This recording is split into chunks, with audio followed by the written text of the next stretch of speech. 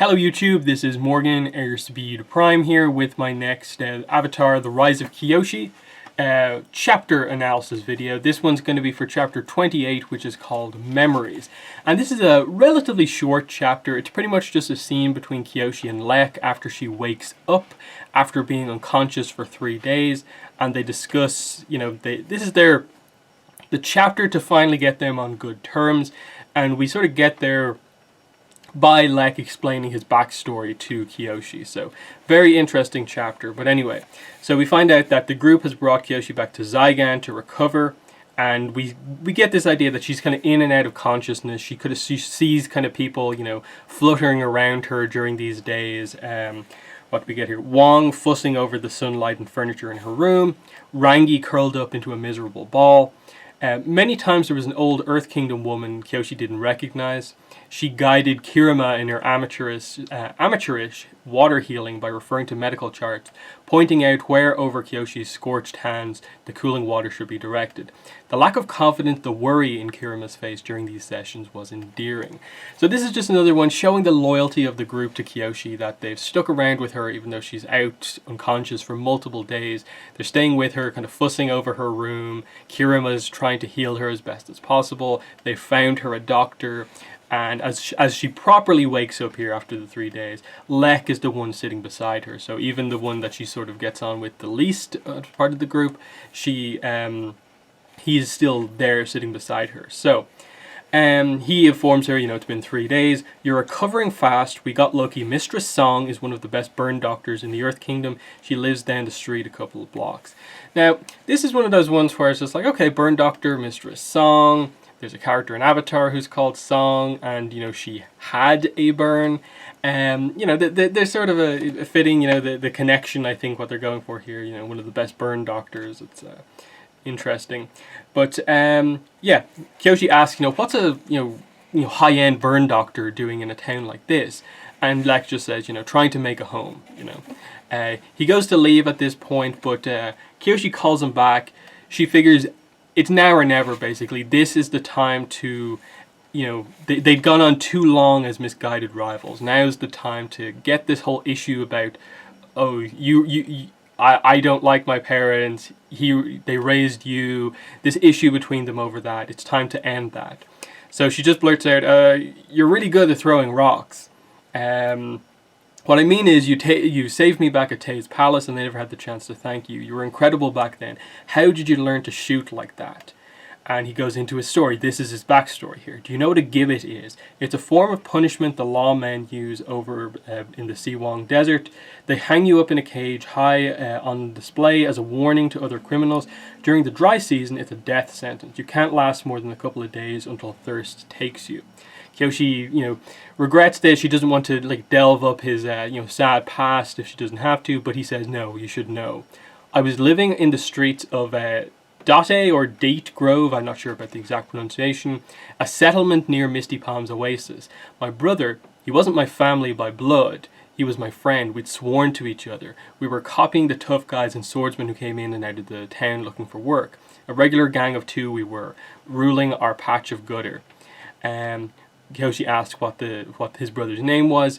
Chen. One day Chen got caught stealing some of the rotting lychee nuts. We'd done it hundreds of times before, sometimes in broad daylight. The townsfolk never cared, until one day they did, enough to put Chen in a gibbet. It might have been a new governor trying to throw his weight around, or maybe the villagers got sick of us. They clapped him in those bars before he knew what was happening. I held out hope, though. You see, the gibbet was old and rusty. It had a weak hinge, or so I spotted. I gathered every rock that I could, and I threw them as hard as I could at the weak point, trying to bring the cage down. The villagers, the abiders, they laughed at me the whole time, especially when I missed. I could have knocked out a few of their teeth, but it never occurred to me. I couldn't waste a single stone. After a few days, Jason and Hark found me passed out under that gibbet. Chen must have died before they got there, because I woke up on Long Yan's back as we flew away. I couldn't use my arm for a week or two afterwards. My shoulder and elbow were so swollen. And then he goes into this further bit here about what happens to that town where he's from. The funny thing is, Date Grove doesn't exist anymore. It was running out of water on its last legs while I was there. It's been swallowed by the desert. The people of the town killed my brother to uphold the law, and it meant nothing in the end. If the law was there to protect the village and the village didn't survive, then what did they gain? I always wondered if those people felt satisfied about condemning that one boy that one time while they fled the sandstorm that buried their houses. I always hoped that Chen's death was worth it to someone. So anyway, Jason Hark saved me. I learned how to use earthbending. I swore an oath that I'd never miss a target again.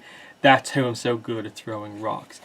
And I think that's a really good backstory of it explains why almost of the entire group, Lek is like almost the most like Dao Fei of them all. Because in a way, he's like the only one of the group where we get, I suppose, the reason why he doesn't like the law, why he doesn't like abiders, because what happened the last time he was kind of part of that, society, his friend got killed for stealing some kind of rotting nuts.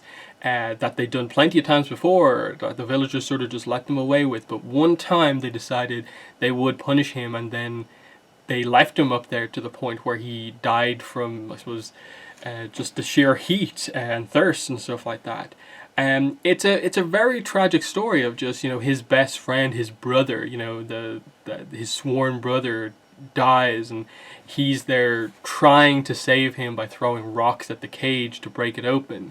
Everyone laughs at him the entire time, and he throws to the point of exhaustion, and that's when he's found by Jason Hark after Chen had already died. That's incredibly tragic, and it explains kind of that, Jason Hark took him in at like this worst point of his life, and so that transition wasn't as hard because of that, and that's why they mean so much to him. And that's why he's so upset whenever Kyoshi criticizes them, because, they saved him. But anyway, he goes on, do you ever consider that your parents might have left you where they did so you wouldn't have to live that kind of life? That maybe they were protecting you? The way I figure it, Jason Hark assumed the abiders could treat you better than they could. You were their blood, priceless. Me, I was useful. As good as the next kid with fast hands, and just as replaceable. I sufficed. Lek, I believe as usual you're wrong. And I'm glad that if my parents couldn't be with me, they were with you. And Lek, they seem pretty happy with this. They're finally getting on. I'll tell Rangi you're up and coherent. He paused by the door. His expression turned hesitant. Do you think, once things settle down, I might have a chance with her?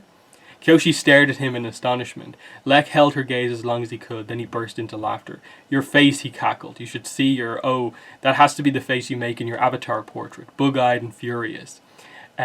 Go soak your head, Lek, she snapped. Sure thing, sister, or else you'll do it for me, as he leaves the room. Kyoshi's cheeks heated in frustration, and then, like a glacier cracking, they slowly melted into a grin. She noticed what he'd called her for the first time.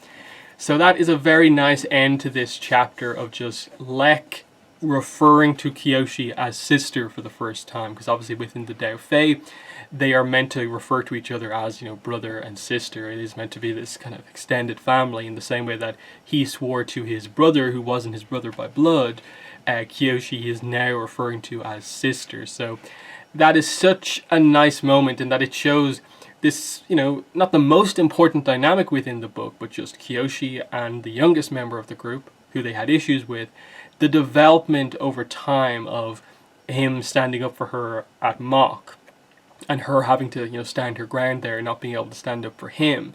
Him saving her a few times, like with the Shirshu, and then at the raid itself. And then just before the raid, she protects him when he speaks out again and breaks Wei's fingers. Like, it had been sort of building to this point, but they'd never spoken to each other to end the animosity. But here, finally, Kyoshi decides it's about time to end this and learn more about him. And so she understands. And I think that's the big thing in all of this. It's she gets now, how her parents came to find him, and they took him in at this terrible point away from this town that was on the verge of dying, and they did save him because he would have just been a part of this town as it died and had to flee into the desert and so on. But yeah, the significance of just the sister bit at the end I do really like, plus the little bit of a joke of, like, I think he'd already noticed that, Kyoshi and Rangi were in a relationship, but he still plays the joke on her of just like, do you think I have a chance? But anyway, yeah, that's my thoughts on chapter 28, Memories. in the comments, let me know what your thoughts are on this one. But that's been the video. Thanks for watching, and bye. So this is Lyle, my sister's new cat. I just thought I'd take some time at the end of one of these videos to show him off a little bit.